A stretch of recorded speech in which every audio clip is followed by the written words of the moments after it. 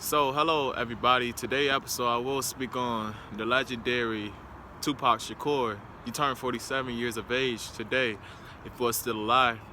But trust me, his energy and spirit still here. Pac, he definitely was a prophet. It was sad to see Pac go at 25, man. Pac today is now 47 years of age, if he still was alive on this earth, but his presence is still here, his spirit and his energy is still here.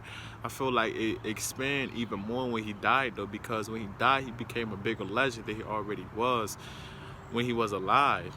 Anything that Pac said in the interviews, you could tell he was a visionary. You could tell that he definitely was going to leave a mark. He was going to spark somebody's brain. He was going to spark somebody's mind. He was going to change somebody's life. Somebody was going to be influenced by it. Somebody was going to be changed by Tupac Shakur. Because you got to look at it. Tupac's mother, she was a Black Panther. She had activist inside of her too. And his auntie too, Atasha Shakur. You gotta think about that. She got a background in being the Black Panthers and being the activist and things of that nature too though. So it's like when I hear Pac words and when I listen to those interviews, because he is one of my heroes and one of my idols, I just get chills from that, because you could tell this guy, he was deeply covered, and he was the whole thing about the rape allegation, the whole thing about just anything that will pull him down instead of lift him up.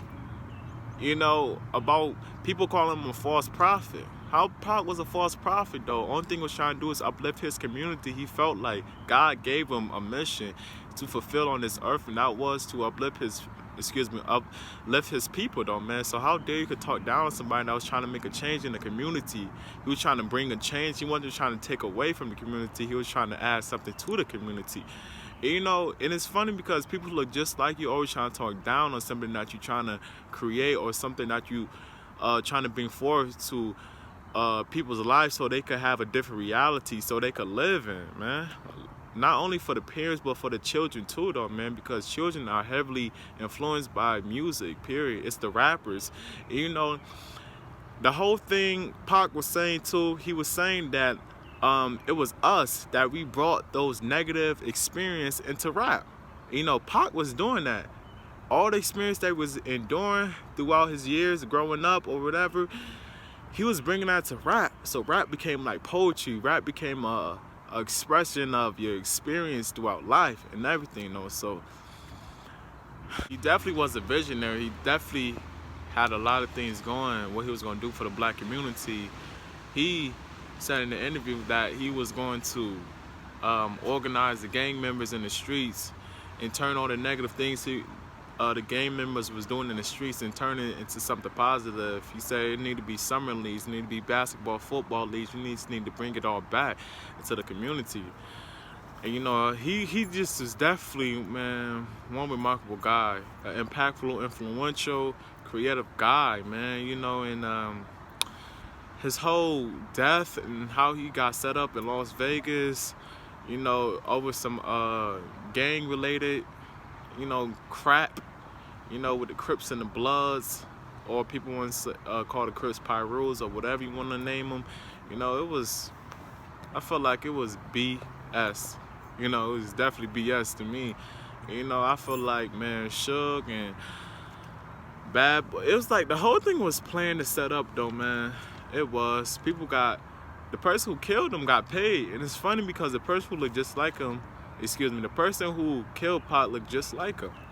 And it's like, wow, you took somebody away that was going to impact and change the world.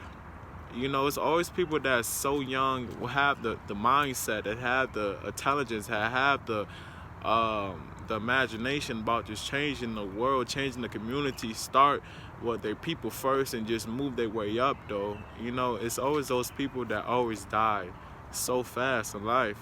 Comes out to a lead, a Biggie, Big Pun, and it goes on. The list always goes on more and more and more, because it's always the youngest creatives, always the ones who got the sharpest minds always die the fastest in the rap industry. Not only just in the rap industry, just in life, period, though, man. And I feel like definitely Pac, he definitely had a message to deliver every single time he speak, you know.